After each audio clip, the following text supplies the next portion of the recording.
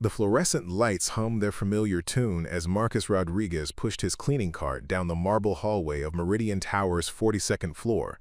It was 11:47 p.m., and the building had settled into its nighttime silence, that peculiar quiet that only exists in places where thousands of people work during the day but vanish when darkness falls.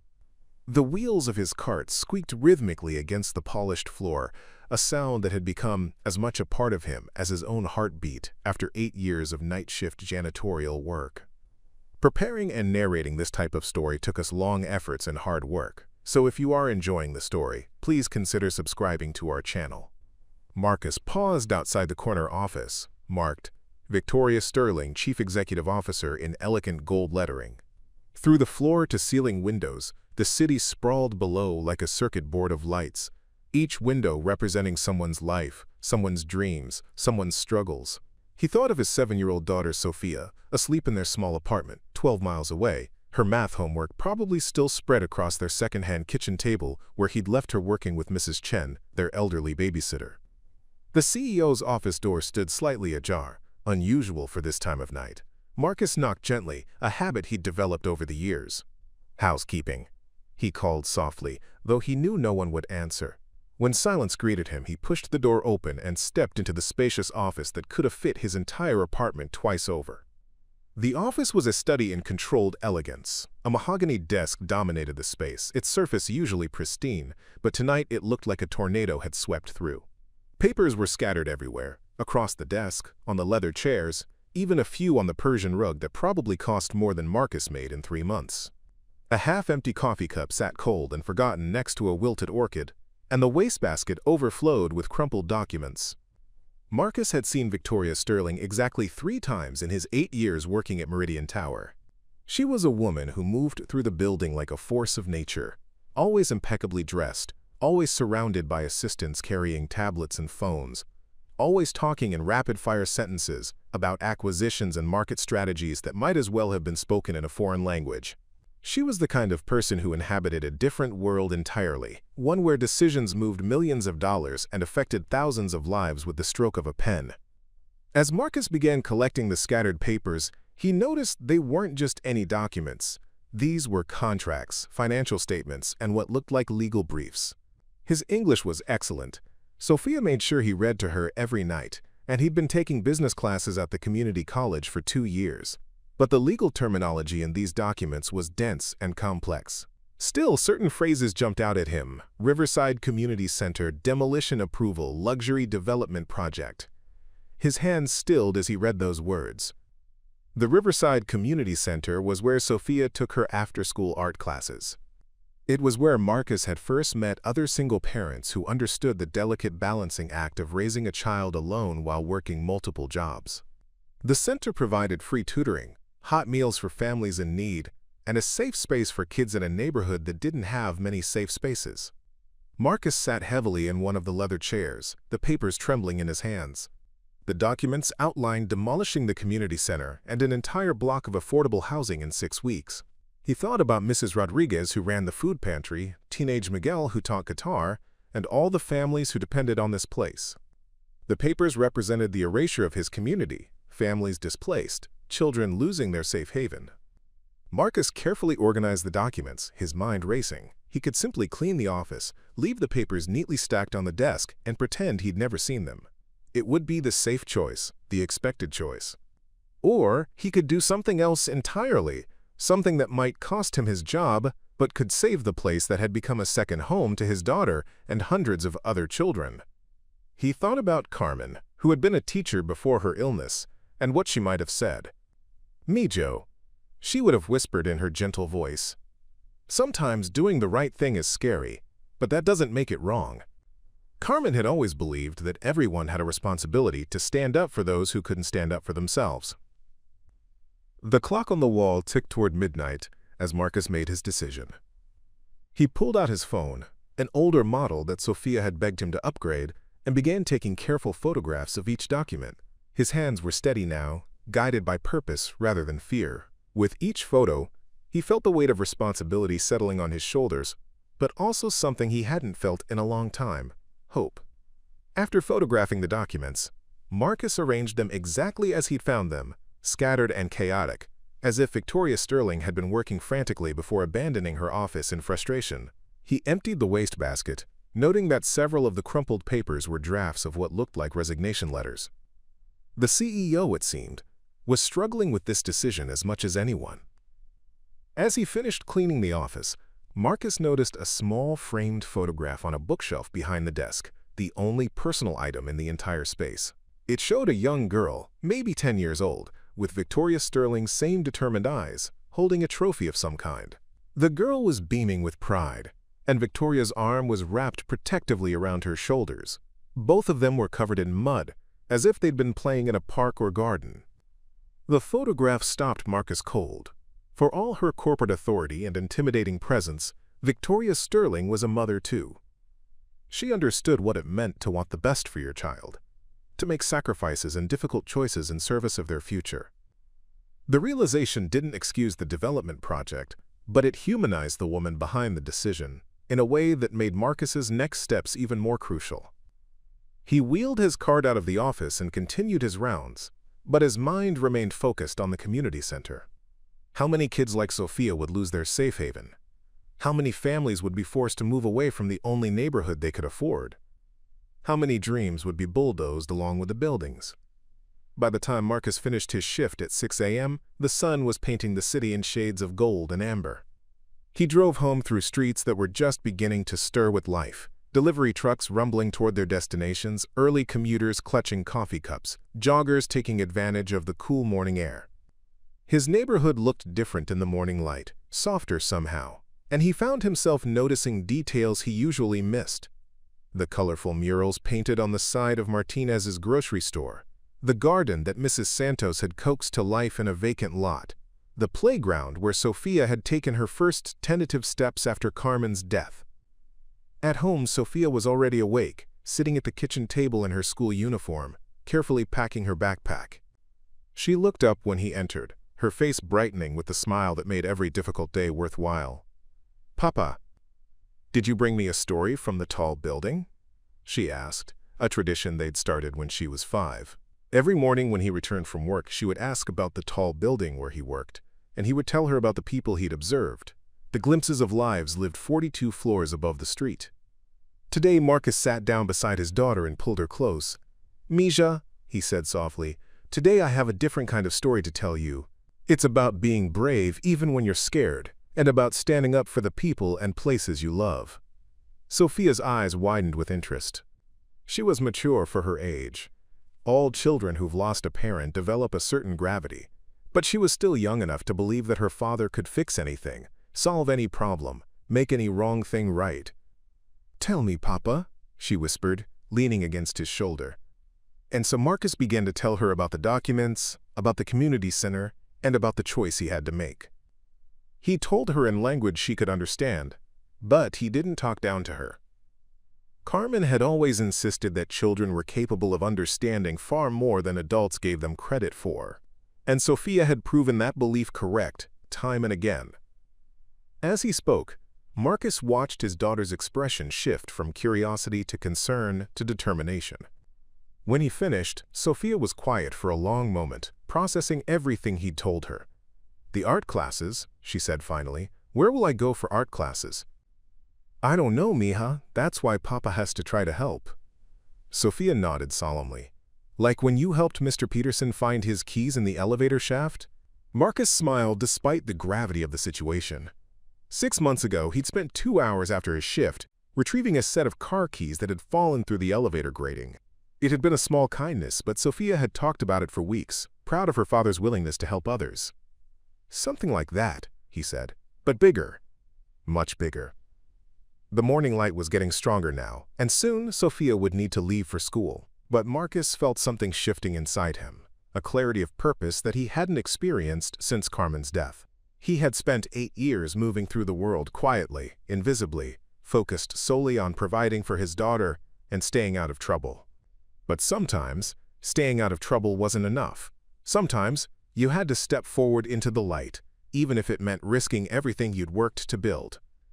As Sofia gathered her things for school, she turned back to her father with a question that would stay with him for the rest of the day. "Papa, When you were taking pictures of those papers, were you scared? Marcus considered lying, offering her the comfort of believing her father was fearless. But Carmen had always insisted on honesty, even when the truth was complicated. Yes, mija, I was very scared. But you did it anyway? Yes. Sofia smiled, the same smile she'd inherited from her mother, full of warmth and understanding beyond her years. That's what being brave means, right? Being scared but doing the right thing anyway? Marcus knelt down and hugged his daughter tightly, breathing in the scent of her strawberry shampoo and the innocence that he would do anything to preserve. That's exactly what it means, Misha. After Sofia left for school with Mrs. Chen, Marcus sat alone in their small apartment, the photographs of the documents glowing on his phone screen. Outside, the city was fully awake now, millions of people going about their daily lives, most of them unaware that the course of an entire neighborhood's future was about to be determined by what a night shift janitor decided to do with information he was never supposed to see. The question that haunted him wasn't whether he should act. That decision had been made the moment he saw those papers. The question was how. How does a man with no power challenge a woman who could reshape the city with a phone call? How does someone who cleans offices after midnight find a voice loud enough to be heard in boardrooms during the day? Marcus made himself a cup of coffee and sat down to think. He had 6 weeks to figure it out. 6 weeks to find a way to save the heart of his community. 6 weeks to prove that sometimes, the most ordinary people could do the most extraordinary things. The fluorescent light above their kitchen table flickered, a reminder that even in his own home, the infrastructure was fragile, temporary, always one failure away from darkness. But Marcus wasn't thinking about the light. He was thinking about his daughter's question, what does it mean to be brave? As he scrolled through the photos on his phone, studying every detail of the development plans, Marcus realized that he was about to find out. Marcus had never been a man who attracted attention, but his daily routine had been carefully structured around Sofia's needs. Every afternoon at 3:30, he would wake from his 6 hours of sleep and immediately check on Sofia, who would be finishing her homework at the kitchen table or curled up on their second-hand couch reading one of the library books they checked out every Saturday. Their apartment was small, 2 bedrooms, 1 bathroom, a kitchen just big enough for their table and chairs. But Marcus had made it warm through careful attention to details that didn't cost money. Children's artwork covered the refrigerator in layers, Sofia's evolving artistic skills documented in crayon and marker and watercolor. Photographs from happier times dotted the walls. Carmen laughing at their wedding, holding newborn Sofia, teaching at the elementary school where she'd worked until the cancer made it impossible. Marcus had left those photos up because Sofia needed to see her mother's face every day, needed to know that love didn't disappear just because people did. The community center was woven into their daily routine like a golden thread through ordinary cloth. 3 days a week, Sofia attended after-school programs there while Marcus caught a few extra hours of sleep before his shift. She took art classes on Tuesdays and Thursdays, where Mrs. Rodriguez encouraged her natural talent and displayed her paintings on the center's main bulletin board with the same pride typically reserved for museum exhibitions. On Saturdays, they would walk the 6 blocks to the center together, Sofia skipping ahead while Marcus carried their donated canned goods for the food pantry. The Saturday morning volunteer sessions had become sacred time for them. Sofia would help sort toys in the children's room while Marcus assisted with maintenance tasks, fixing broken playground equipment or painting over graffiti that appeared overnight like urban weeds. It was during those Saturday mornings that Marcus had discovered the center's true significance, watching families find support and children discover their potential. Miguel Santos, now 17, had been one of those struggling kids. Marcus remembered when Miguel first arrived at the center 3 years ago. Angry, sullen, wearing his dropout status like armor against the world's expectations. The boy had been dragged there by his grandmother, who refused to let him waste away in their apartment playing video games and nursing his resentments. Music saved me, Miguel had told Marcus just last month while they repainted the community room together. Mrs. Rodriguez didn't just teach me guitar. She taught me that I had something to offer, something worth sharing. Now Miguel led weekend music sessions for younger kids, his patient instruction helping them find their own voices through melody and rhythm. Elena Rodriguez, the center's director, had dedicated 22 years to nurturing the community's resilience. "This place isn't just a building," Elena often said during their monthly volunteer meetings. "It's proof that people can create beauty and hope even when the world tells them they don't matter." Marcus understood what she meant. In a neighborhood where poverty pressed in from all sides, where sirens were a nightly soundtrack and where dreams often felt like luxuries poor people couldn't afford, the community center represented something precious: possibility.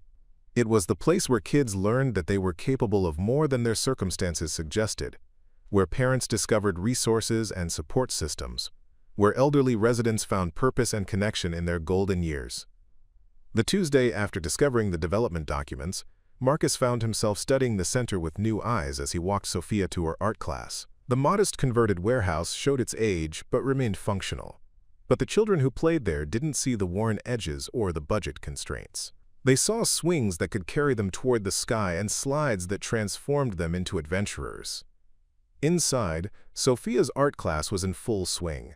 8 children between the ages of 6 and 10 sat around tables covered with paper and paint, their small faces intense with concentration as they worked on their latest creations. Mrs. Rodriguez moved between them like a gentle conductor, offering encouragement here, technical advice there, but mostly just witnessing their creative expression with the kind of attention that made each child feel like their work was the most important thing in the world. Sofia is really developing her own style, Mrs. Rodriguez told Marcus as Sofia carefully added details to a painting of their apartment building. She has such a strong sense of color and composition. With the right opportunities, she could really develop this talent. Marcus watched his daughter paint, noting the way she bit her lower lip when she was concentrating, the same habit Carmen had possessed. Sofia's painting showed their building, but not as it actually appeared. In her version, flowers bloomed from every window, children played safely in the streets, and the sun shone with rays that looked like musical notes. "She sees the world as it could be," Mrs. Rodriguez observed. "That's a rare gift." After art class, Marcus and Sofia walked home through streets that were beginning to show signs of gentrification's encroachment. A coffee shop that charged $5 for drinks had opened 3 blocks away, its customers mostly young professionals who drove cars worth more than Marcus made in 2 years. A boutique selling artisanal home goods had replaced the corner store where Marcus had bought Sofia's diapers during those exhausting early years of single parenthood. The changes weren't necessarily bad. The coffee shop owners were polite, and the boutique brought more foot traffic to the area. But Marcus recognized the pattern. He had watched other neighborhoods transform, seen how rising rents pushed out longtime residents, how places that had been home to working-class families for generations became playgrounds for people who could afford to treat housing as an investment rather than a necessity. That evening, as Sofia worked on homework and Marcus prepared for his shift, he found himself thinking about the photograph he'd seen in Victoria Sterling's office.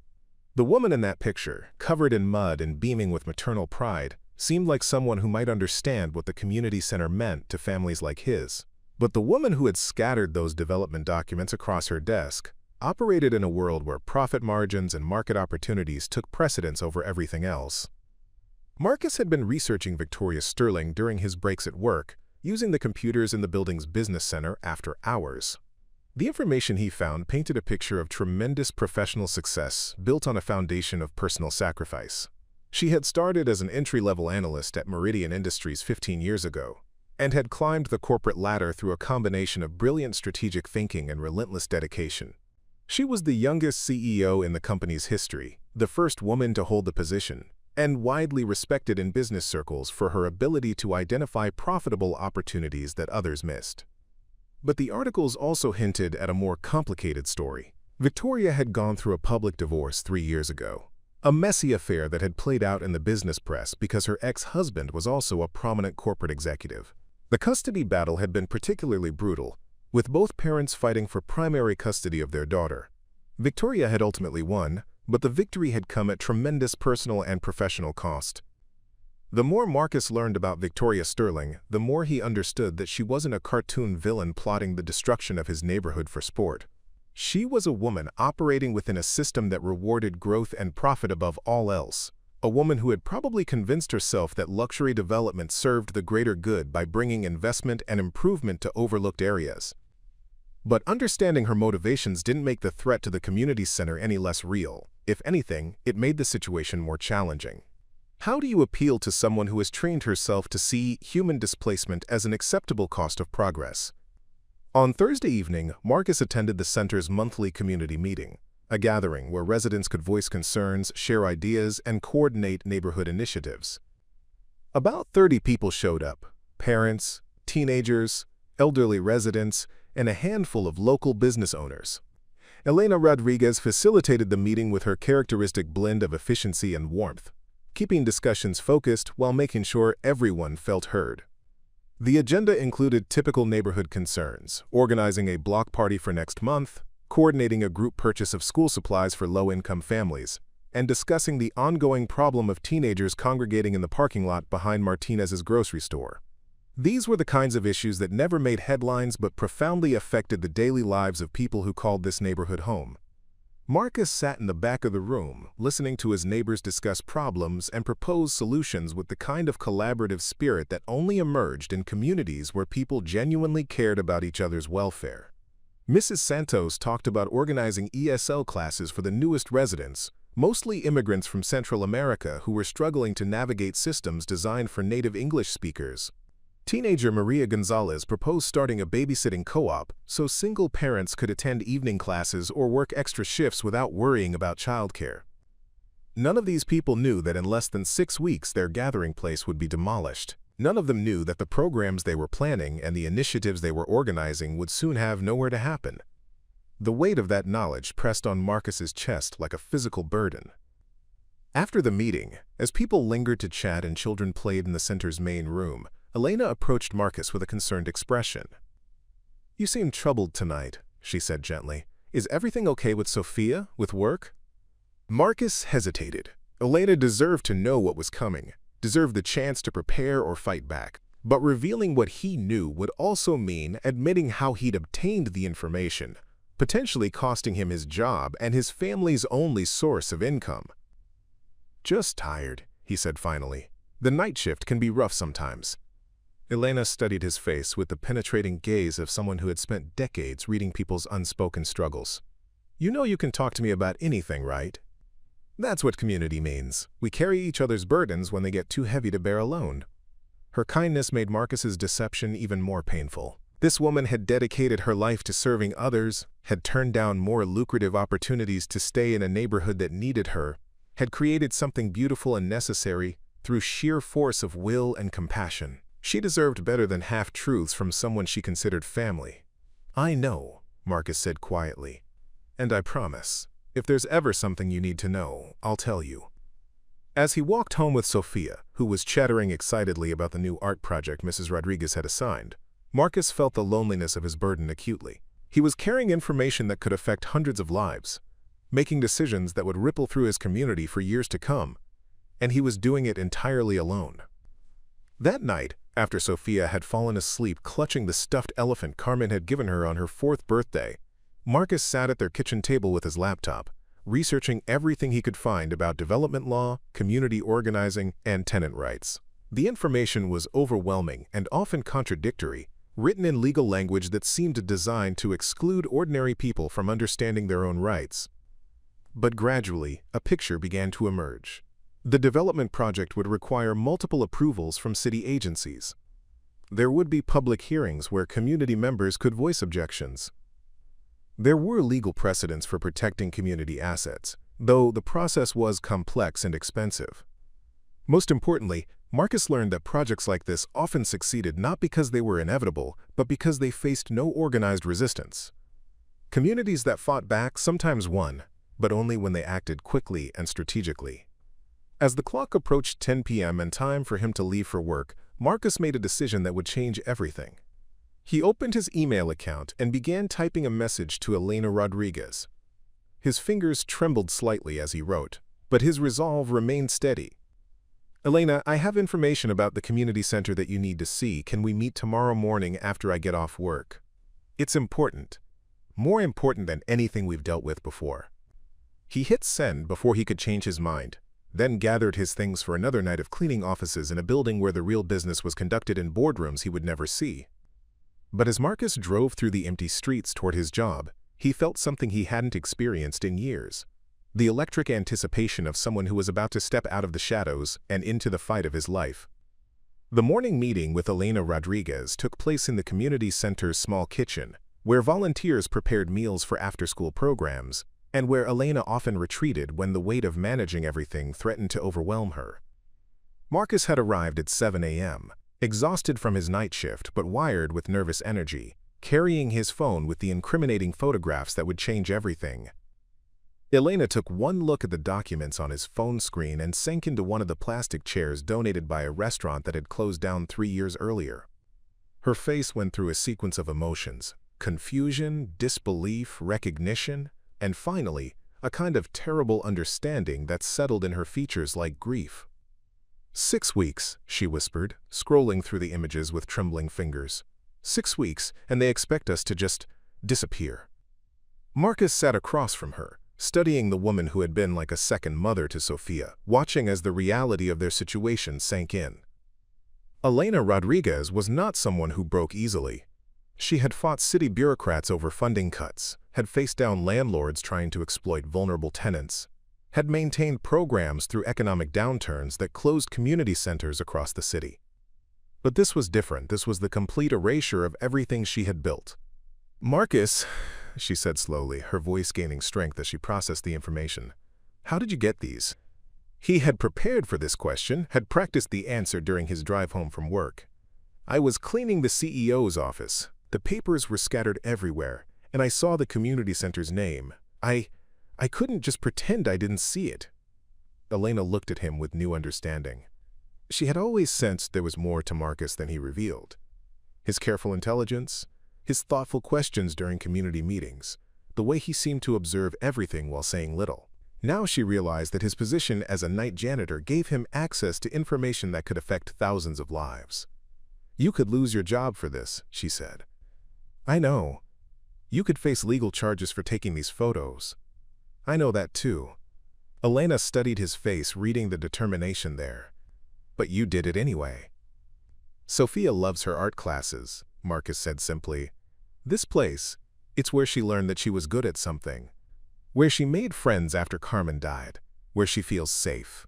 He paused, looking around the kitchen where so many community meals had been prepared by volunteers who barely had enough for their own families. "But it's not just about Sofia. It's about all of them." Over the next 2 hours, Elena and Marcus developed what they called their emergency response plan. Elena would begin organizing the community, starting with the parents who were most involved in the center's programs. Marcus would continue gathering intelligence from his unique position within Meridian Tower. They would have to move carefully. Too much noise too early could prompt the developers to accelerate their timeline. Their first community meeting was held that evening in the center's main room. Elena had called every family she could reach, but she was careful not to explain the crisis over the phone. "Just tell them it's urgent," she had instructed Marcus. "Tell them it's about the center's future." 43 people showed up, more than had attended any meeting in the center's recent history. Parents sat in folding chairs while children played quietly in the corner, their usual evening energy subdued by the adults' obvious anxiety. Elderly residents who rarely ventured out after dark had come, understanding somehow that this meeting would be different from all the others. Elena stood at the front of the room, the development documents projected onto a portable screen that Miguel had borrowed from his high school. The silence that followed her presentation was profound, the kind of silence that precedes either surrender or revolution. Mrs. Santos, the grandmother who had saved Miguel from his own despair, was the first to speak. Her voice shook with anger as she pointed at the projected images. "They think they can just throw us away like garbage. Move us aside so rich people can have prettier views." "Where are our kids supposed to go after school?" demanded Jennifer Martinez, a single mother of 2 who worked double shifts at the hospital. "I can't afford private programs. I can barely afford childcare as it is." The questions came in a flood after that, voices rising over each other as people processed the reality of their situation. How much notice would they get? Where would the ESL classes be held? What about the food pantry that helped 50 families every week? What about the senior citizens who relied on the center's health screenings? But gradually the questions turned to possibilities. Miguel suggested organizing a petition drive. Mrs. Santos proposed contacting local news outlets. Jennifer Martinez, who had studied business administration before her husband's departure, forced her to drop out of college, offered to research the legal aspects of fighting the development. Marcus watched these people, his neighbors, his extended family, transformed their fear into determination. These were individuals who had survived poverty, immigration, job loss, illness, and countless other challenges. They understood that the world was not fair, that powerful people made decisions that affected their lives without consulting them. But they also understood that sometimes, if you fought hard enough and smart enough, you could win. The second phase of their resistance began the following week with what Elena called strategic documentation. Teams of volunteers began photographing and videotaping everything the community center provided. The art classes where children created beauty on donated paper. The tutoring sessions where struggling students discovered they weren't stupid after all. The senior exercise programs that kept elderly residents healthy and connected. Sofia became an inadvertent symbol of their cause. At 7 years old, she was articulate enough to explain what the center meant to her, young enough to embody innocence under threat, and talented enough that her artwork provided visual evidence of what would be lost. When a local news station finally agreed to cover their story, Sofia stood in front of her paintings displayed on the center's main bulletin board and said, "This is where I learned that colors can be happy or sad, and that everyone has different favorites, and that's okay." The footage of Sofia's interview went viral within days. Thousands of people shared the video across social media platforms, many adding their own stories of community centers that had shaped their childhoods or their children's lives. The hashtag #SaveRiversideCenter began trending locally, then regionally. But for every victory, new challenges emerged. Marcus discovered through his continued surveillance of Victoria Sterling's office that Meridian Industries had hired a public relations firm to manage the quote, community relations aspects of the development project. The PR team's strategy, outlined in documents Marcus photographed during his cleaning rounds, was designed to minimize opposition through a combination of minimal compensation payments and emphasis on the economic benefits the development would bring to the broader area. More troubling was the revelation that city council members had already received substantial campaign contributions from Meridian Industries over the past year.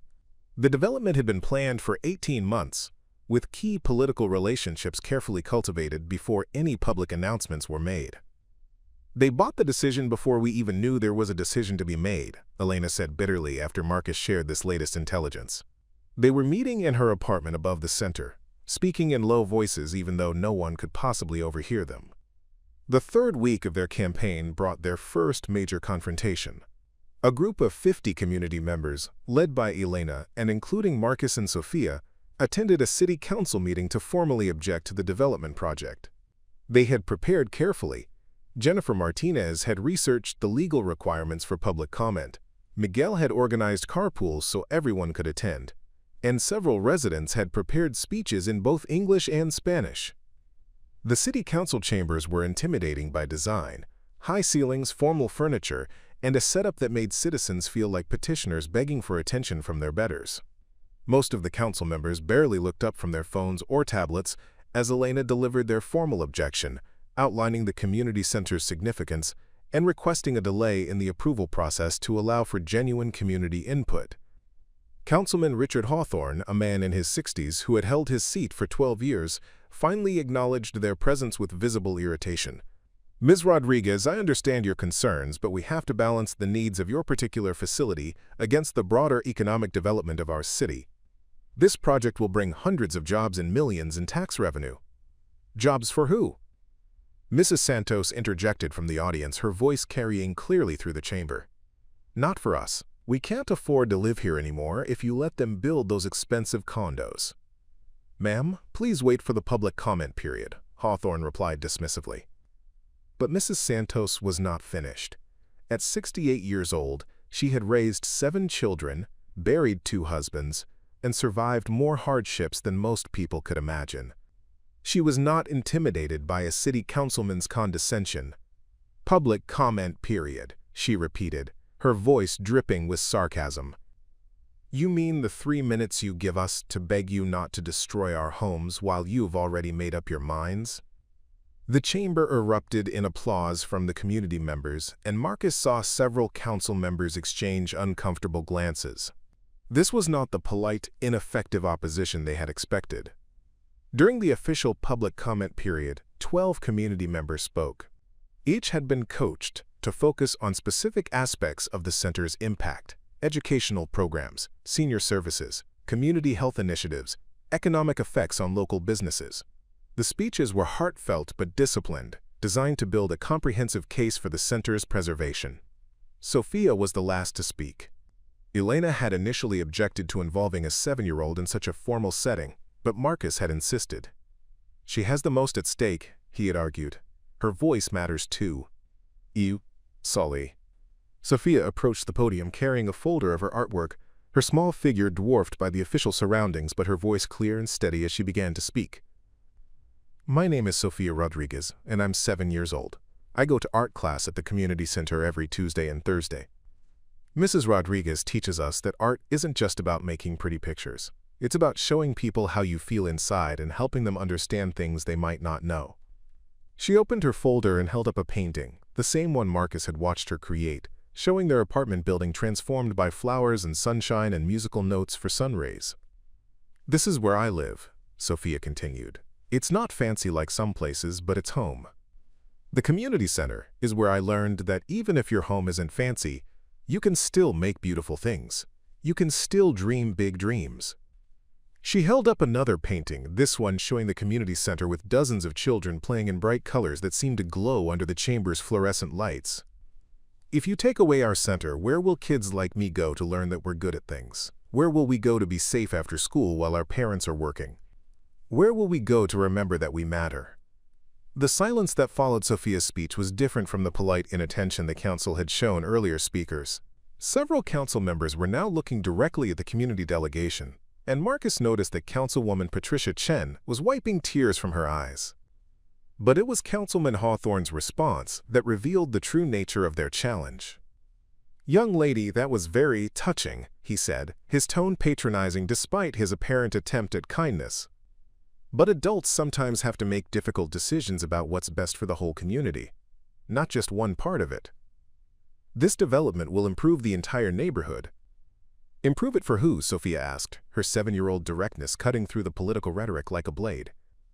Hawthorne looked uncomfortable, clearly unprepared for follow-up questions from a child. "Well, for everyone, of course. But if my friends and I can't afford to live here anymore, how does that help us?" The question hung in the air like an accusation. Around the chamber, Marcus could see people, council members, city staff, even some of the developers' representatives, shifting uncomfortably. A 7-year-old had just articulated the fundamental injustice of gentrification with more clarity than most urban planning textbooks managed. The council voted 4-2 to proceed with the development approval process, but the margin was closer than expected, and the discussion that followed suggested that community opposition was having an impact. Councilwoman Chen requested a formal impact study on community services, and Councilman Torres proposed a public hearing specifically focused on the community center's relocation options. As they left the chambers, Elena was simultaneously frustrated and hopeful. "We didn't win," she told the gathered community members, "but we made them see us. We made them acknowledge that we exist and that our concerns are legitimate." The fourth week brought an unexpected development. Marcus was cleaning the 38th floor offices when he overheard a heated conversation between two Meridian executives discussing, quote, "the community center problem." One of them, a woman whose voice Marcus didn't recognize, was arguing that the negative publicity was affecting the company's other projects. "Victoria's getting pressure from the board," the woman said. "The viral video with that kid has been seen by 2 million people. Our stock price has dropped 3 points since this story broke." "It's just a bunch of poor people complaining," replied a man Marcus recognized as David Kumar, the vice president of development. "This will blow over once we break ground." Will it? Because now we've got the mayor's office asking questions, and 3 council members requesting detailed impact studies. This was supposed to be a quiet approval process. Marcus positioned himself closer to their office, pretending to empty waste baskets while straining to hear more of their conversation. "What's Victoria's position?" Kumar asked. "That's the problem. She's not taking a position. Ever since that first community meeting got covered on the news, she's been different, distracted. She spent 2 hours yesterday staring at community center photos on their website. She's getting soft. Maybe the board needs to consider. Don't even think about finishing that sentence, the woman interrupted sharply. Victoria Sterling built this company's current success. A little community pushback isn't going to change that. But Marcus sensed something important in what he'd overheard. Victoria Sterling was wavering, affected by the community's response in ways that purely business considerations couldn't explain. The photograph in her office, the muddy girl with the trophy, suggested that Victoria understood what childhood safe spaces meant to a child's development. That night, Marcus made a decision that terrified and thrilled him in equal measure. He was going to try to speak with Victoria Sterling directly. The opportunity came 3 nights later. Marcus had noticed that Victoria often worked late, sometimes staying in her office until well past midnight. On this particular Thursday, her office light was still on when he began his rounds on the 42nd floor at 11 p.m. He knocked on her doorframe, his heart hammering against his ribs. "Excuse me, Miss Sterling?" Victoria looked up from her computer, clearly startled to see anyone at this hour. She was younger than Marcus had expected, maybe late 30s, with dark hair pulled back in a ponytail and exhaustion written in the lines around her eyes. She looked like a woman who carried too many responsibilities and got too little sleep. "I'm sorry," she said, clearly flustered. "I didn't realize. Are you the cleaning staff?" "Yes, ma'am, I'm Marcus Rodriguez. I clean this floor." He paused, gathering his courage. "I wanted to talk to you about the Riverside Community Center." Victoria's expression changed immediately, wariness replacing surprise. "I'm sorry, but I can't discuss ongoing projects with—" "My daughter takes art classes there," Marcus interrupted, knowing he might only have seconds before she shut down the conversation entirely. "Her name is Sofia. She's 7 years old, and that place, it's where she learned that she matters." Victoria stared at him for a long moment, and Marcus could see her processing this unexpected encounter. Here was the CEO of a major corporation, accustomed to interacting with other executives and professionals, suddenly face-to-face with someone whose life would be directly affected by her business decisions. "Mr. Rodriguez," she said finally, her voice softer than before, "I understand that change is difficult, but this development will bring significant benefits to your neighborhood. Better housing, more jobs, increased property values." "For people who can afford them," Marcus said quietly. "What about the people who already live there? What about the families who depend on that center?" Victoria gestured toward one of the chairs facing her desk. "Please, sit down." Marcus had imagined this conversation dozens of times, but he had never pictured it happening in Victoria Sterling's office at midnight, with both of them exhausted and speaking in voices barely above whispers. The corporate power dynamics that should have made this interaction impossible seemed suspended in the late-night quiet. "Tell me about your daughter," Victoria said. For the next 20 minutes, Marcus found himself describing Sofia's life in detail he hadn't planned to share. He told Victoria about Carmen's death, about the months when Sofia barely spoke, about the first day she came home from the community center excited about something again. He described Mrs. Rodriguez's patient encouragement, the way Sofia's confidence had grown through her artwork, the community of children and families who had become their extended family. Victoria listened without interrupting, occasionally asking questions that suggested she was truly processing what he was telling her. When Marcus finished, she sat quietly for several minutes, staring out the floor-to-ceiling windows at the city lights below. "I have a daughter too," she said finally. "Emma. She's 10. Marcus thought of the photograph on her bookshelf, the muddy girl with the trophy and the proud mother's arm around her shoulders. "After my divorce," Victoria continued, "Emma went through a really difficult period. She was angry all the time, failing in school, getting into fights. The only place she felt safe was at her riding stable. It wasn't fancy, just a small barn on the outskirts of the city, but the woman who ran it understood kids who were struggling." Victoria turned to look directly at Marcus. "That stable saved my daughter, not just her riding skills but her sense of self-worth, her belief that she could overcome difficult things." "What happened to it?" Marcus asked, though he suspected he already knew. "It was demolished last year. Shopping center development. Emma still asks me why I couldn't save it." Victoria's voice carried a pain that no amount of corporate success could mask. "I tell her it wasn't my project, that I had no control over it. But the truth is, I never even tried to help." I was too busy with my own projects to pay attention to what was happening in other people's lives. The parallel was obvious, hanging between them like a bridge neither of them was quite ready to cross. "Ms. Sterling," Marcus said carefully, "you have control over this one." Victoria was quiet for a long time, and Marcus could see her wrestling with considerations he could only imagine. Board pressures, fiduciary responsibilities, shareholder expectations, legal obligations. But he could also see something else, a mother remembering what it felt like to watch her child lose a place that mattered. "The community meeting," she said suddenly. "Your daughter spoke at the city council meeting. I watched the video." Marcus nodded. She wanted to help. What she said about dreaming big dreams. Emma used to say things like that about her writing lessons. Before the stable closed, Victoria stood up and walked to the window, her reflection ghost-like against the city lights. "Mr. Rodriguez, what you're asking, it's not simple. This project involves millions of dollars, dozens of jobs, contractual obligations to investors. I can't just cancel it because a community center might be affected." "I'm not asking you to cancel it," Marcus said, an idea forming as he spoke. "I'm asking you to find a way to make it work for everyone." "What do you mean?"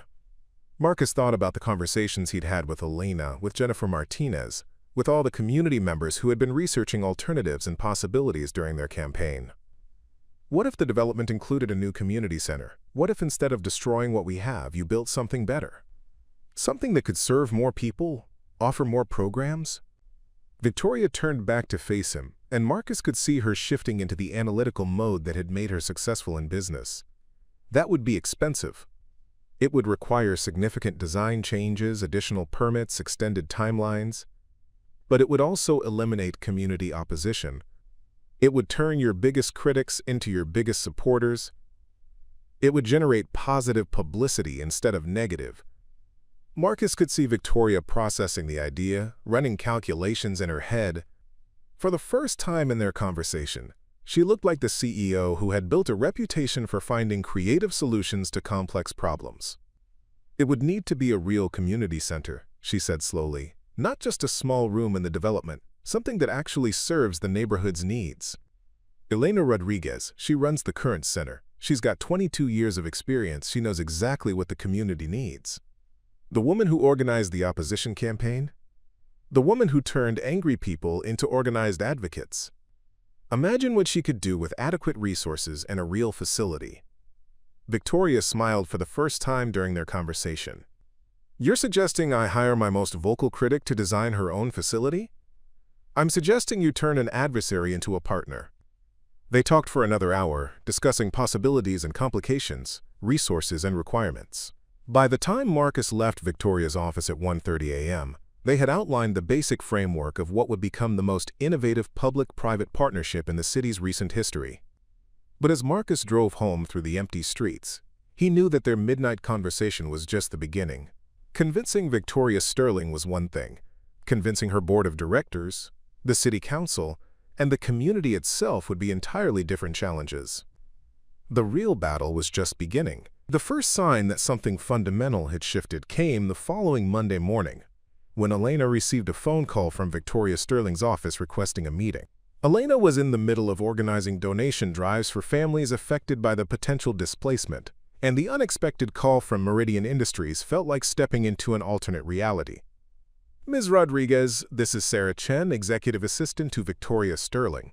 Ms. Sterling would like to meet with you this Thursday at 2 p.m. to discuss the Riverside Community Center situation. Would you be available?" Elena gripped the phone tighter, her mind racing through possibilities. Was this an attempt to buy her off, intimidate her, or something else entirely? "Can you tell me what this meeting is about?" Elena asked carefully. "Ms. Sterling asked me to tell you that she's interested in exploring alternatives to the current development plan. She'd like to hear your thoughts on community needs and possible solutions." After Elena hung up, she immediately called Marcus, who was trying to catch a few hours of sleep before his night shift. "She wants to meet with me," Elena said without preamble when Marcus answered. "Victoria Sterling, this Thursday." Marcus sat up in bed, instantly awake. His conversation with Victoria had been 3 days ago, and he hadn't mentioned it to anyone, not even Elena. He'd wanted to see if anything would come of it before raising hopes that might be crushed. "What did she say exactly?" he asked. Elena repeated the conversation, and Marcus felt a mixture of excitement and terror. Victoria was following through, but this meeting would be the real test of whether their midnight conversation could translate into something concrete. "Elena," Marcus said carefully, "I need to tell you something." Over the next 20 minutes, Marcus explained his encounter with Victoria Sterling, his decision to approach her directly, and the conversation that had followed. Elena listened in stunned silence, occasionally asking for clarification, but mostly just processing the revelation that their night janitor had been conducting unofficial diplomacy with one of the city's most powerful executives. "Marcus," Elena said when he finished, "do you realize what you've done, what you've risked? I know it was dangerous, but doing nothing felt more dangerous." Elena was quiet for several minutes, and Marcus could hear children playing in the background. The center's afternoon programs continuing as normal while the adults navigated their uncertain future. "Okay," Elena said finally. "Okay, if she's serious about alternatives, then we need to be ready with specifics, real proposals, not just complaints." The next 3 days were a whirlwind of preparation. Elena worked with Jennifer Martinez to research successful public-private partnerships in other cities. Miguel organized focus groups with teenagers to identify programs they wanted but couldn't currently access. Mrs. Santos coordinated meetings with elderly residents to document their health and social service needs. Most importantly, Elena reached out to Dr. Amanda Walsh, an urban planning professor at the local university who had been following their campaign through social media. Dr. Walsh had extensive experience in community development and offered to help them prepare a professional presentation. The key, Dr. Walsh explained during their Tuesday evening strategy session, is to present solutions, not just problems. You need to show them that community partnership isn't just ethically right, it's financially smart. Thursday afternoon arrived gray and drizzly, weather that seemed to match Elena's nervous energy as she prepared for the meeting. She dressed in her best outfit, a navy blue dress she'd worn to her daughter's college graduation 5 years earlier, and carried a folder containing 30 pages of research, proposals, and community input. The Meridian Industries building was even more intimidating from the inside than Elena had imagined. The lobby soared 40 feet high, with marble floors that clicked under her heels and abstract art that probably cost more than the community center's annual budget. Security guards checked her identification and issued a visitor's badge that felt like a foreign object pinned to her dress. Victoria Sterling's office was on the 42nd floor, and Elena spent the elevator ride trying to calm her racing heart. She had advocated for community needs in dozens of contentious meetings over the years, but this felt different. This meeting could determine whether everything she'd built would survive or disappear. Victoria's executive assistant, Sarah Chen, greeted Elena with professional warmth and escorted her into the corner office. Elena's first impression was that the space felt more like a conference room than a personal office. Impressive but impersonal, designed to project authority rather than invite comfort. Victoria Sterling stood as Elena entered, extending her hand with a firm handshake. She was smaller than Elena had expected, and younger, with an intensity that seemed to vibrate in the air around her. But her greeting was warmer than Elena had anticipated. "Ms. Rodriguez, thank you for coming. Please have a seat. Can Sarah bring you anything? Coffee? Water?" Elena accepted coffee, grateful for something to do with her hands, and settled into one of the leather chairs facing Victoria's desk. For a moment, both women studied each other across the divide of their very different worlds. "Before we begin," Victoria said, "I want to acknowledge something. I've spent the past week learning about the Riverside Community Center, and I owe you an apology.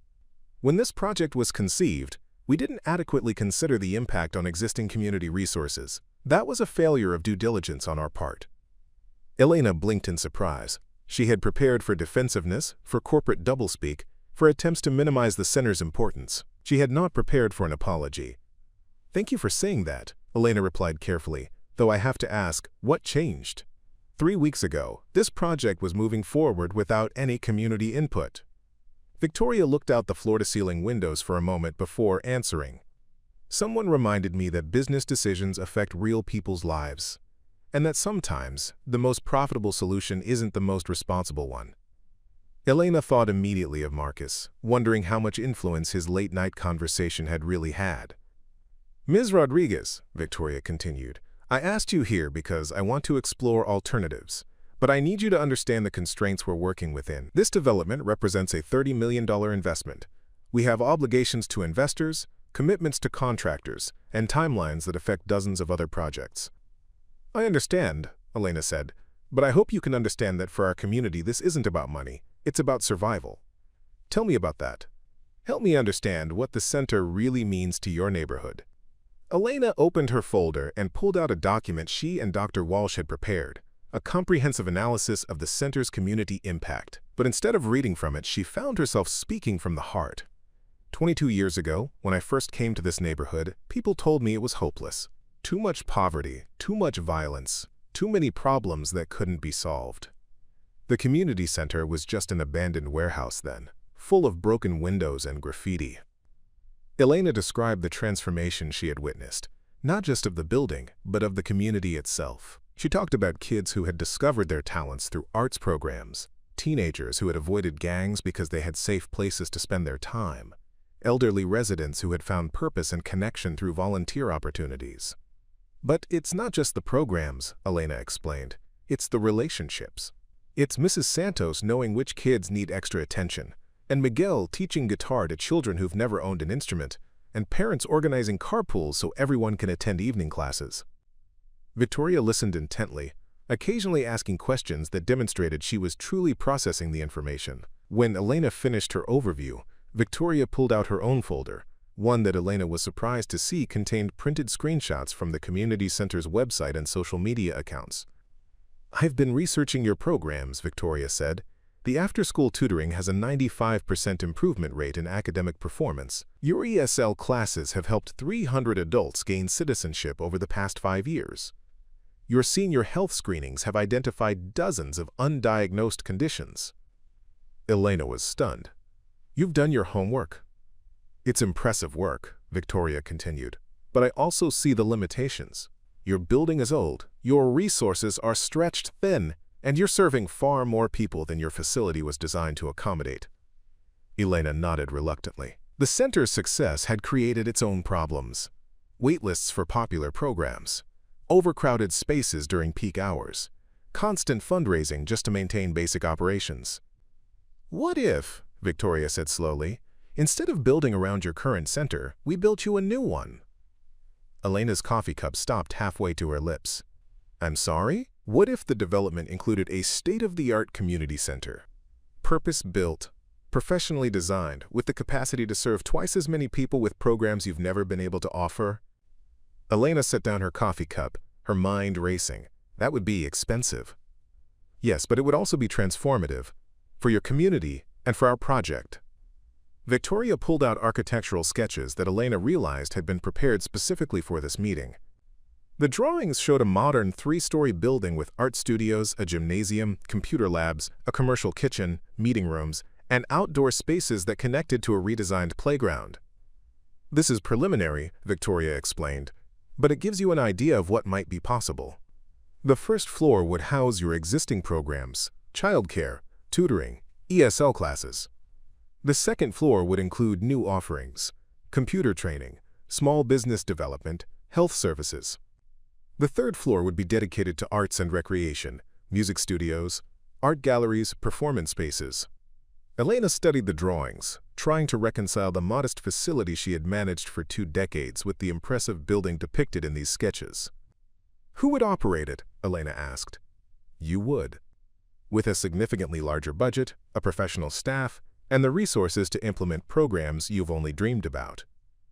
"And what would you get in return?" Victoria smiled.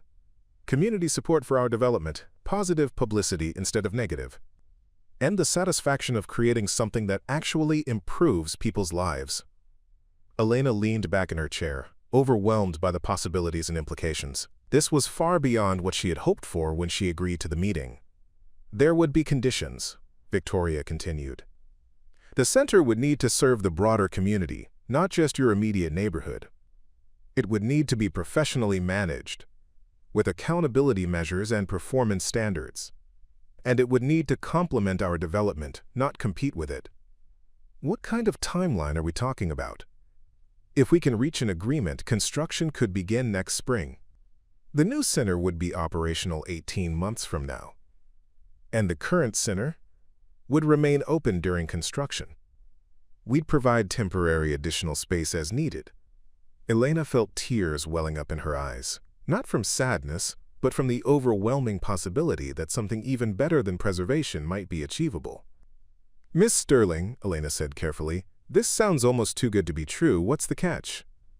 Victoria was quiet for a moment, and Elena could see her wrestling with something. "The catch is that I still need to convince my board of directors, the city council, and our investors that this is the right approach. This conversation is the beginning of a process, not the end of one. And if they say no, then we're back to the original development plan, and your current center would be demolished." Elena felt the familiar weight of uncertainty, but also something new, genuine hope based on concrete possibilities rather than wishful thinking. "What do you need from me?" Elena asked. "I need you to help me make the case. I need detailed program proposals, community support documentation, and financial projections. I need you to present this partnership to your community and help them understand that this could be better than just preserving what you have." Elena thought about the community members who had spent weeks organizing resistance to this development, the families who had shared their fears and frustrations, the volunteers who had dedicated countless hours to fighting for their center's survival. "That won't be easy," Elena admitted. "A lot of people don't trust developers, for good reasons. They'll be suspicious of anything that sounds too good to be true." "I understand that. But I'm hoping that together we can show them that sometimes trust is worth the risk." The meeting lasted another 2 hours, with Victoria and Elena working through practical considerations, potential challenges, and next steps. By the time Elena left the Meridian building, she was carrying copies of the architectural sketches, a proposed partnership agreement, and a timeline for community presentations. But she was also carrying something less tangible and more important, the beginning of a relationship that could transform not just her community center, but her entire understanding of what was possible when people chose collaboration over conflict. Higer. As Elena drove back to the community center, she thought about Marcus Rodriguez, the quiet janitor who had risked everything to create this opportunity. She thought about Sofia's artwork and Miguel's guitar lessons and Mrs. Santos's fierce determination to protect what mattered. Most of all, she thought about the children who would use the new center, kids who weren't even born yet, but who would benefit from decisions being made today by adults who had chosen to see beyond their own immediate interests. The real work was just beginning. Elena would need to convince her community that partnership was possible. Victoria would need to convince her board that community investment was profitable, and together they would need to navigate the complex political and financial realities of turning an unprecedented idea into concrete reality. But for the first time in weeks, Elena Rodriguez drove home believing that the impossible might actually be possible. The community meeting to discuss Victoria Sterling's proposal was scheduled for the following Tuesday evening, giving Elena exactly 5 days to prepare for what she knew would be the most challenging presentation of her career. Word had spread through the neighborhood like wildfire. The developer wanted to meet with them, wanted to propose something different, wanted to talk about partnership instead of displacement. The reactions were as varied as the community itself. Mrs. Santos was deeply skeptical, her voice sharp with suspicion when Elena called to explain the situation. "They're trying to buy us off," she said flatly. "Make us think we're getting something good while they destroy everything we've built." Miguel was cautiously optimistic, his musician's mind already imagining the possibilities of professional recording studios and performance spaces. "Maybe it's a trick," he admitted. "But what if it's not? What if we could actually get something better?" Jennifer Martinez, with her business administration background, wanted to see the financial details. "Nothing this big happens without somebody making money," she said. "I want to understand who profits and how much this will really cost us in the long run." Marcus found himself as the community's unofficial liaison to Victoria Sterling, a role that carried his neighbors' trust and suspicion in equal measure. The meeting took place in a conference room on the 35th floor of the Meridian building, with Victoria, her project manager David Kumar, and 2 architects Elena and Marcus had never met. The architects, a woman named Sarah Kim and a man named Robert Torres, had extensive experience in community-focused design and had spent the weekend visiting the current community center to understand its operations. "The first thing we noticed," Sarah Kim explained, spreading new drawings across the conference table, "is how efficiently you use your current space. Every corner serves multiple purposes, and there's clearly been a lot of creative problem-solving over the years." The revised architectural plans were even more impressive than the preliminary sketches Victoria had shown Elena. The building would be 4 stories instead of 3, with an underground level for mechanical systems and storage. The main floor would house a large multi-purpose room that could serve as an auditorium, dining hall, or gymnasium depending on the configuration. The second floor would contain classrooms and meeting spaces. The third floor would be dedicated to arts programming with natural lighting and specialized equipment. The fourth floor would house administrative offices and a rooftop garden that could be used for outdoor programming. The estimated construction cost is $4.2 million, David Kumar explained, his tone suggesting this was a significant but manageable expense. The annual operating budget would be approximately $800,000, which includes staff salaries, utilities, maintenance, and programming funds. Elena's mind reeled at the numbers. The current center operated on an annual budget of about $180,000, most of it from grants and donations that required constant fundraising efforts. How would the operating costs be covered? Elena asked. Combination of sources, Victoria replied. Meridian Industries would provide an endowment to cover baseline operations. The city would contribute through their community services budget. And the center would generate some revenue through facility rentals and fee-for-service programs. Marcus studied the faces around the table, trying to read the motivations behind this unprecedented offer. Victoria seemed genuinely committed to the project, but Kumar looked like someone calculating return on investment. The architects appeared excited about the design challenges, but Marcus wondered whether they truly understood what the center meant to families like his. What happens if the community says no? Marcus asked. Then we proceed with the original development plan, Kumar answered immediately. We've already invested too much in this project to abandon it entirely. Victoria shot Kumar a warning look. What David means is that we're hoping to find a solution that works for everyone. But we also have responsibilities to our investors and our contractors. The underlying message was clear. This was an opportunity, not a negotiation. The community could accept the partnership offer or face the destruction of their current center, but stopping the development entirely was not on the table. After the meeting, Elena and Marcus drove back to the neighborhood in Elena's 15-year-old Honda, both of them processing what they had learned. It's a good offer, Elena said finally, better than anything I imagined possible when this started. But, Marcus prompted, hearing the hesitation in her voice. But it means trusting people who were willing to destroy us 3 weeks ago. It means believing that a corporation will keep its promises when there's no legal requirement for them to do so. Marcus thought about his midnight conversation with Victoria, about the photograph of her daughter, about the pain in her voice when she talked about the riding stable that had been demolished. He believed Victoria was sincere, but he also understood Elena's caution. What does your gut tell you? He asked. Elena was quiet for several blocks, navigating the familiar streets where she had spent more than half her adult life. My gut tells me that sometimes you have to take risks to protect what matters most, she said finally, and that the risk of saying no might be bigger than the risk of saying yes. The Tuesday evening community meeting drew the largest crowd in the center's history. Nearly 200 people packed into the main room, with overflow seating in the hallway and children's area. Elena had recruited Spanish and Somali translators to ensure everyone could participate, and Miguel had set up a sound system borrowed from his high school. Victoria Sterling arrived precisely at 7 p.m., accompanied by Sarah Kim and Robert Torres. She wore a simple navy suit instead of her usual corporate attire, and Marcus noticed that she looked nervous, a reminder that this meeting was as important to her as it was to the community. Elena introduced Victoria with carefully neutral language, emphasizing that this was an opportunity to hear a proposal, not an endorsement of any particular outcome. The community would make its decision together, based on full information and honest discussion. Victoria's presentation was masterful, professional but not condescending, detailed but accessible, visionary but grounded in practical realities. She acknowledged the community's reasons for distrust, explained Meridian's business motivations honestly, and outlined the partnership proposal with clear timelines and accountability measures. But it was Sarah Kim's presentation of the architectural plans that captured the audience's imagination. Using a portable projector, she showed 3-dimensional renderings of spaces that looked nothing like the utilitarian community centers most people had experienced.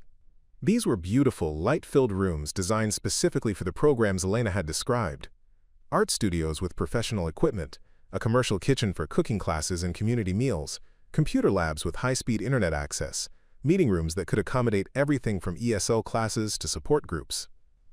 The most important design principle, Sarah explained, is flexibility. Every space can serve multiple purposes, just like your current center, but with better equipment and more room to grow. When the presentations ended, Elena opened the floor for questions. For nearly 2 hours, community members pressed Victoria and her team for details, clarifications, and guarantees. The questions revealed both hope and skepticism, excitement and fear. Mrs. Santos asked about job opportunities for neighborhood residents during construction and operation. Victoria committed to prioritizing local hiring and providing job training programs for community members who wanted to work in construction or facility management. Jennifer Martinez asked about long-term funding security. Victoria explained the endowment structure and legal protections that would prevent future developers from simply canceling the center's operations. Miguel asked about programming autonomy, whether the community would have control over what activities and services were offered. Elena would retain full programming authority, with input from a community advisory board that included long-term residents, parents, teenagers, and seniors. A teenager named Carlos, whom Marcus recognized from the center's tutoring program, asked the most pointed question of the evening. How do we know you won't just change your mind when it's convenient? How do we know this isn't just a trick to get us to stop fighting? Victoria looked directly at Carlos as she answered, "You don't know. And I understand why that's frightening. But I can tell you that this proposal is legally binding. If we reach an agreement, it becomes part of our development contract with the city. Breaking it would cost us millions in penalties and legal fees." "Money you can afford to lose," Carlos shot back. "Maybe," Victoria admitted, "but reputation matters in business. If we break faith with this community, every other community will know about it. That would make our future projects much more difficult and expensive."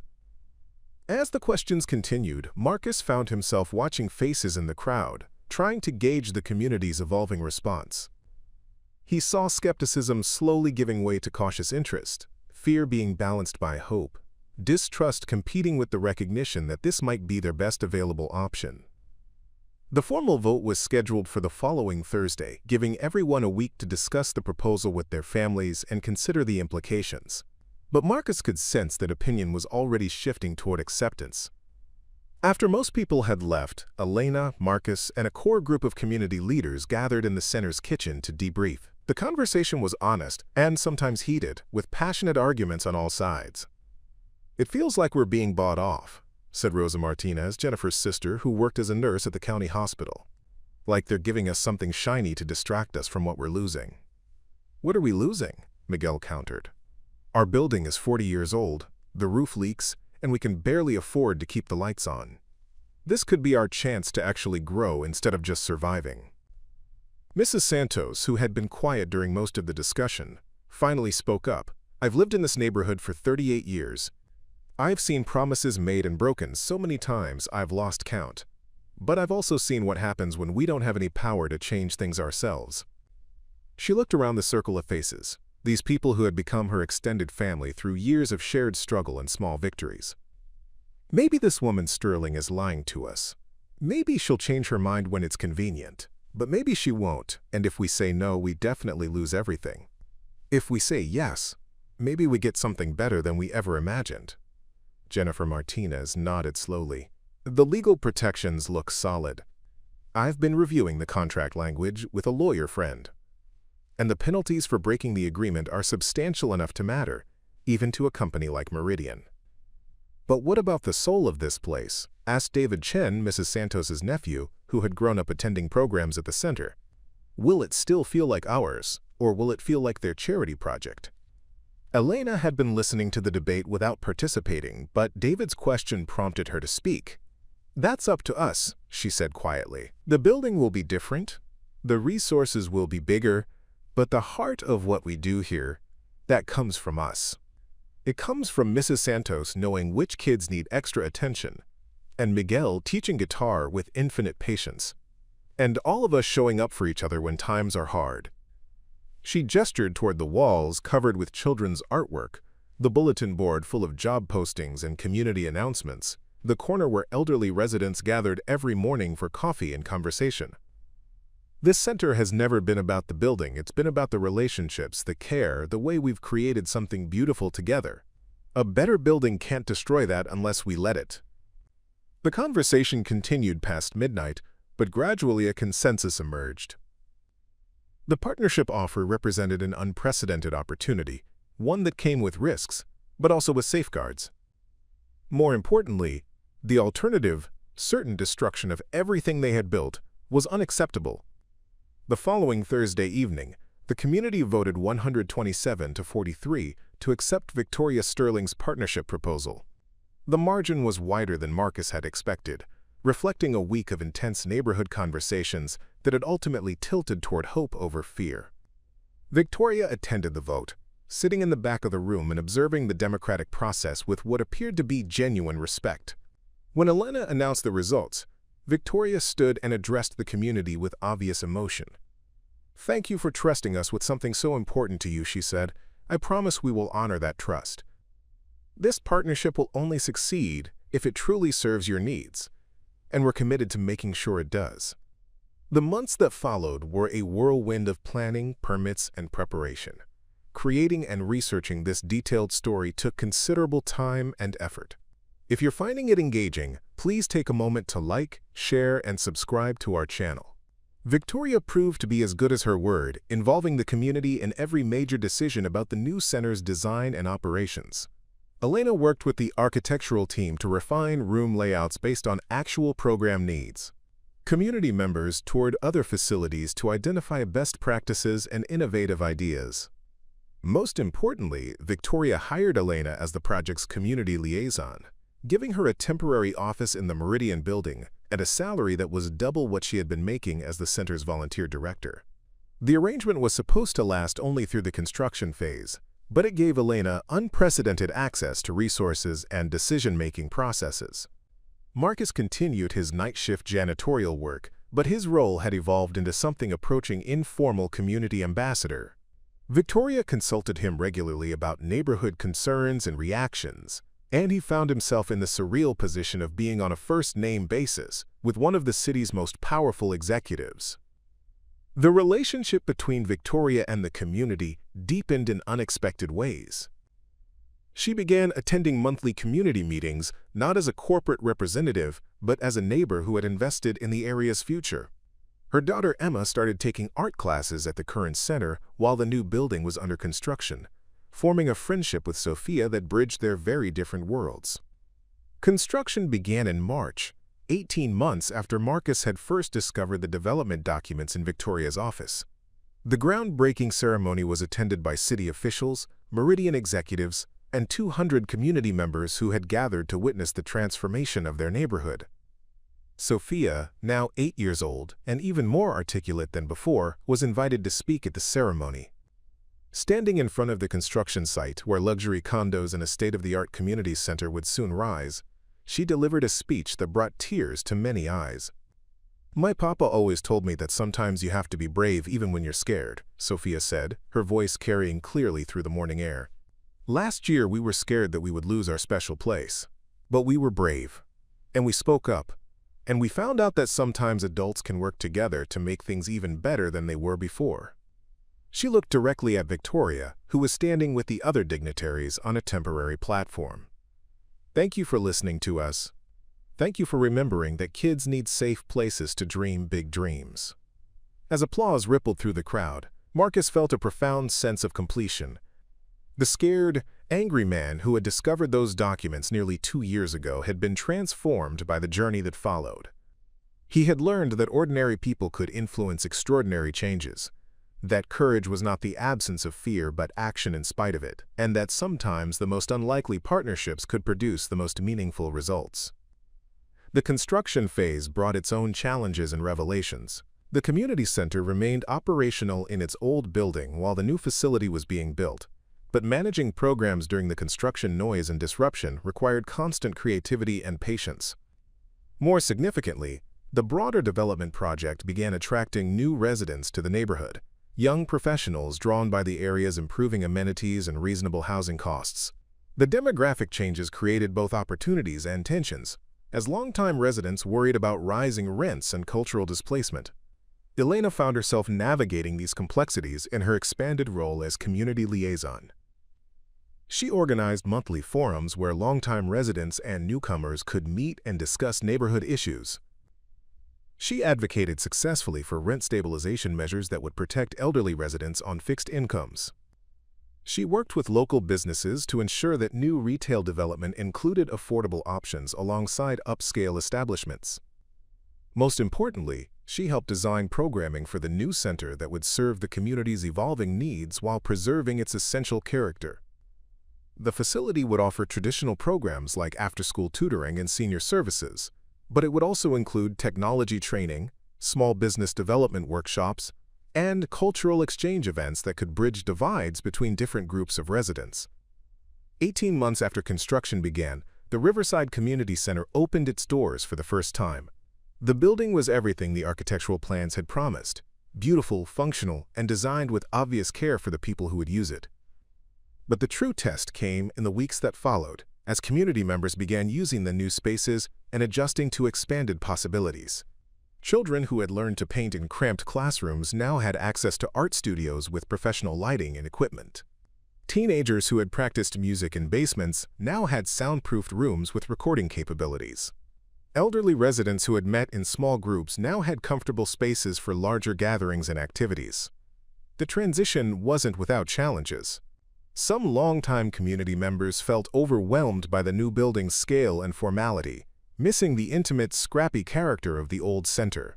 Others worried that the impressive facility would attract outside attention and eventually price them out of the programs they had helped create. But gradually, the community made the new center their own. Mrs. Santos started a gardening program in the rooftop space, teaching children to grow vegetables while sharing stories about her grandmother's farm in El Salvador. Miguel organized weekly concerts in the new performance space, showcasing neighborhood talent and building connections between different cultural groups. Sofia, now in 3rd grade, joined a new digital arts program that combined her love of traditional painting with emerging technologies. Elena watched these developments with a mixture of pride and amazement. The vision that had seemed impossible 2 years earlier had become reality through a combination of community activism, corporate responsibility, and individual courage. The partnership between Meridian Industries and the Riverside community had exceeded everyone's expectations, creating something that neither could have achieved alone. But Elena also understood that the center's success would ultimately be measured not by its impressive facilities or innovative programs, but by its ability to continue serving the community's deepest needs, providing safe spaces for children, supporting struggling families, fostering connections between neighbors, and nurturing the hope that tomorrow could be better than today. 6 months after the center's opening, Victoria Sterling announced that she was establishing the Sterling Foundation for Community Development, with an initial endowment of $10 million dedicated to replicating the Riverside model in other neighborhoods. Elena was offered the position of executive director, a role that would allow her to help other communities navigate similar partnerships and transformations. As Elena considered this new opportunity, she reflected on the journey that had brought her to this moment.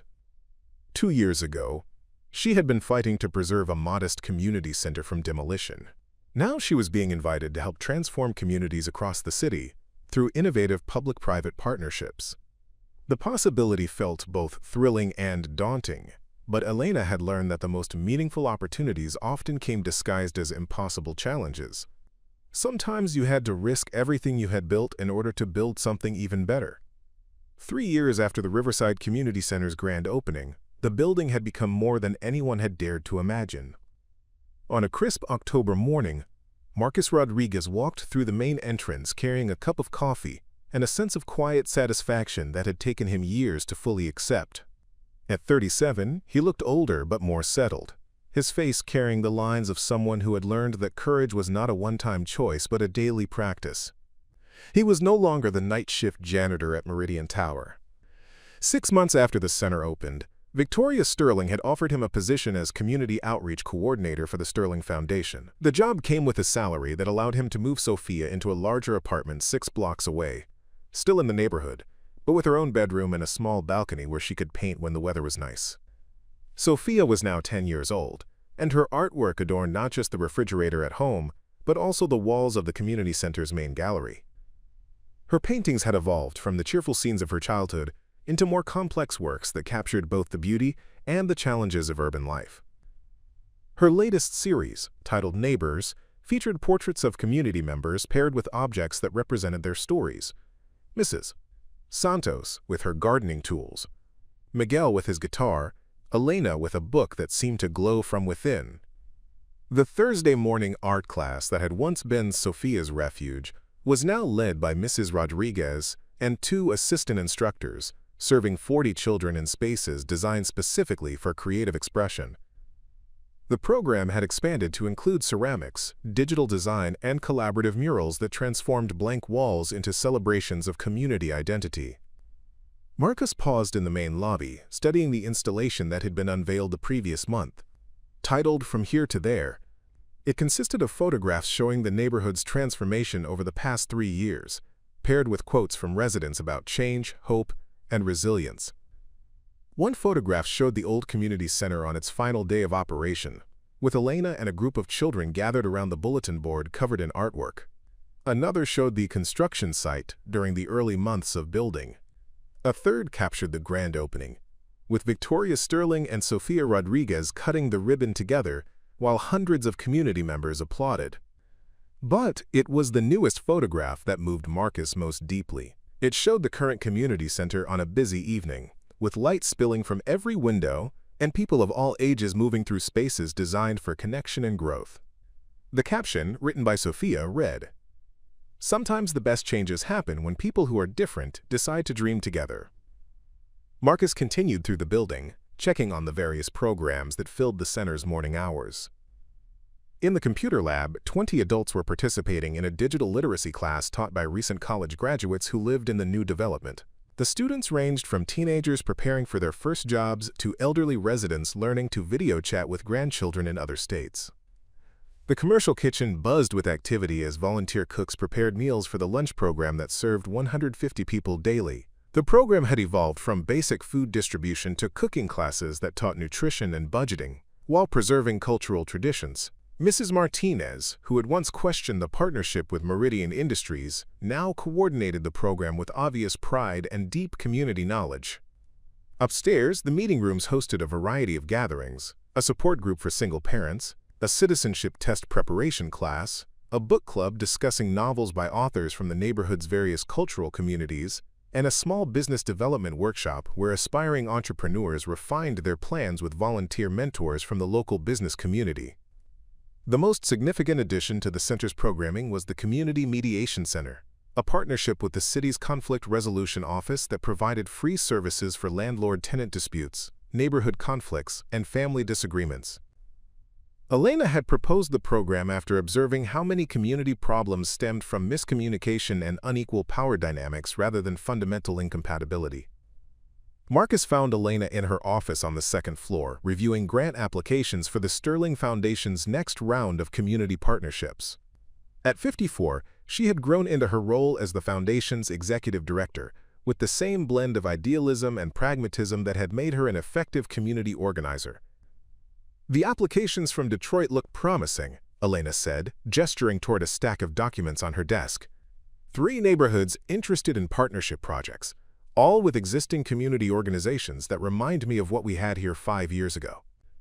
Marcus settled into the chair across from her desk, a piece of furniture that had been salvaged from the old community center and refinished by teenagers in the center's woodworking program. "What's your gut feeling about the developers they'd be working with?" Marcus asked. Elena smiled at the question, remembering when Marcus had asked her the same thing about Victoria Sterling 3 years earlier. "Mixed, honestly.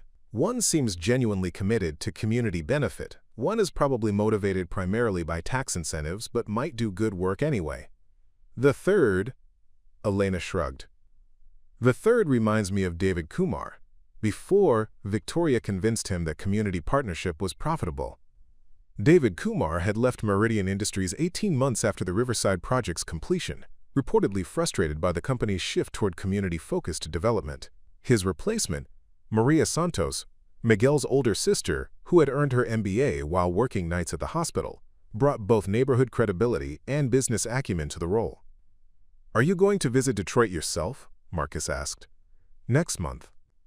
I want to meet the community leaders face to face, see their facilities, understand their dynamics before we make any commitments." Elena's travel schedule had become demanding as the Sterling Foundation's work expanded. She had visited potential partnership sites in 12 cities over the past year, helping communities navigate the complex negotiations that could either preserve their identity while accessing new resources or compromise their values in pursuit of funding. Each community is different. Elena often told the Foundation's board meetings, "There's no standard template for successful partnerships. What worked in Riverside might fail somewhere else if we don't adapt to local needs and conditions." The Foundation had funded 8 community partnerships in its first 2 years, with varying degrees of success. The most successful had been in neighborhoods, with strong existing organizations and developers who approached partnership as genuine collaboration rather than public relations strategy.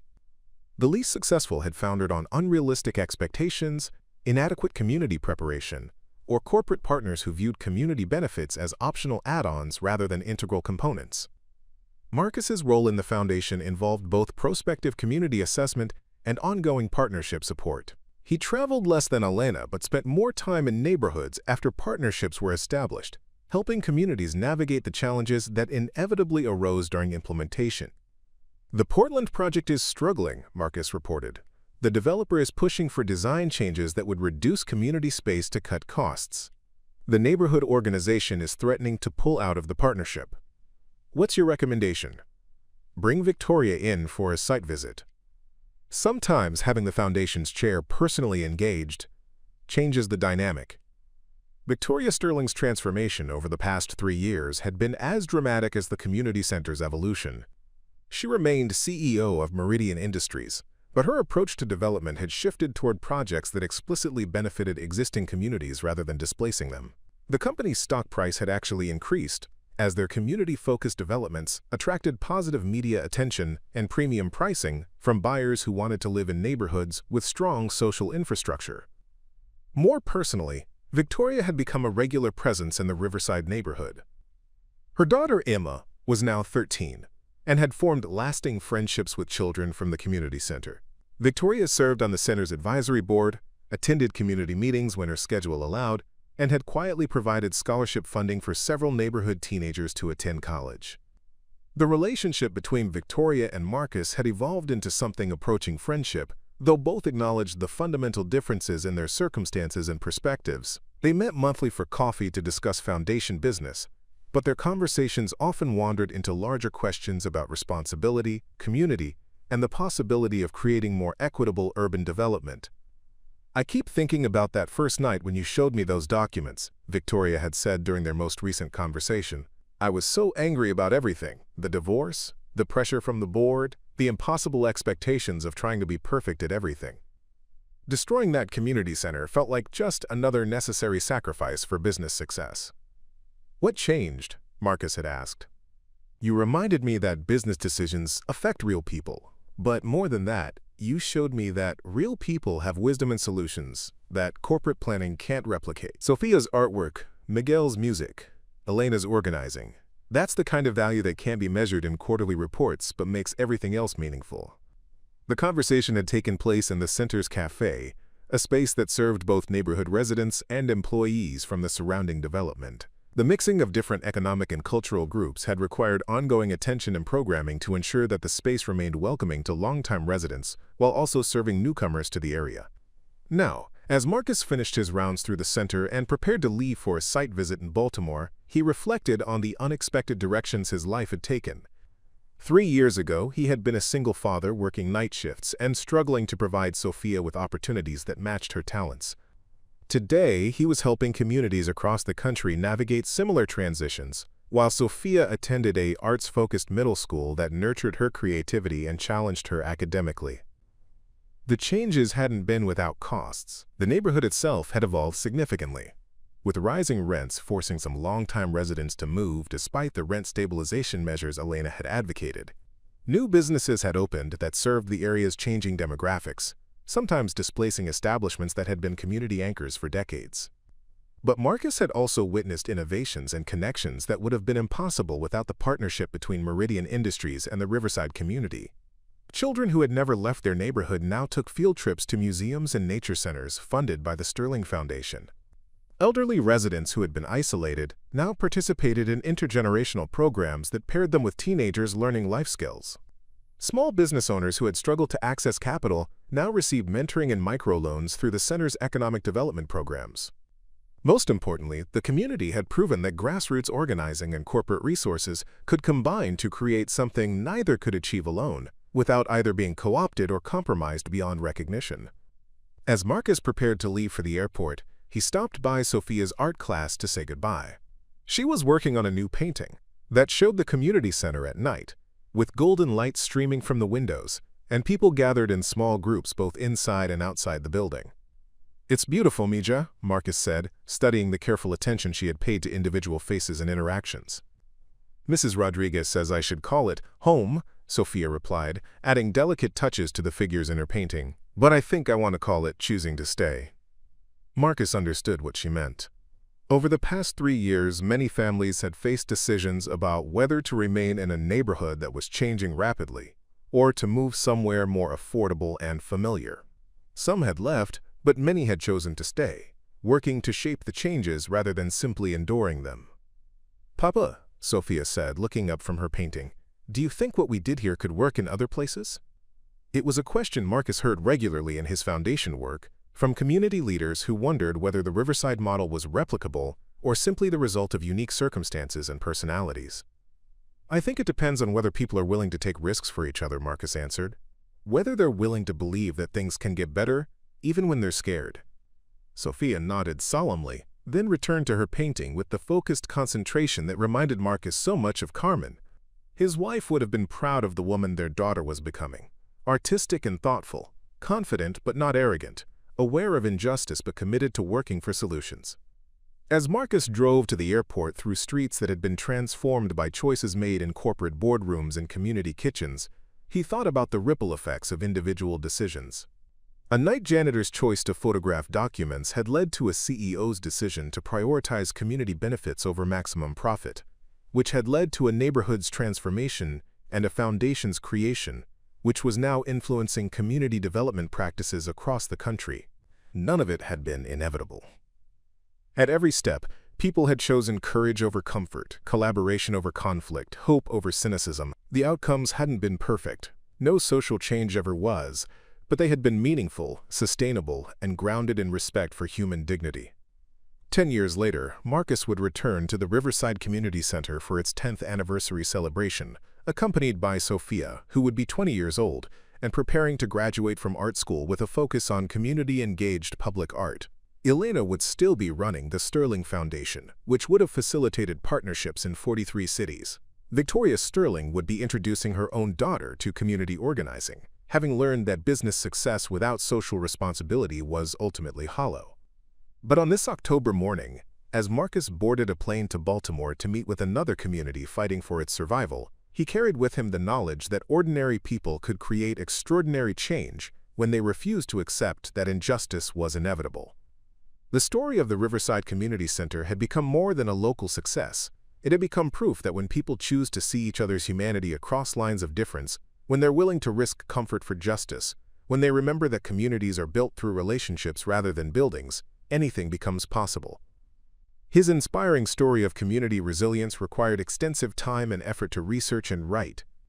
If you enjoyed Marcus and Sofia's journey, please like this video, share it with others who believe in the power of ordinary people creating extraordinary change, and subscribe to our channel for more uplifting stories of communities coming together.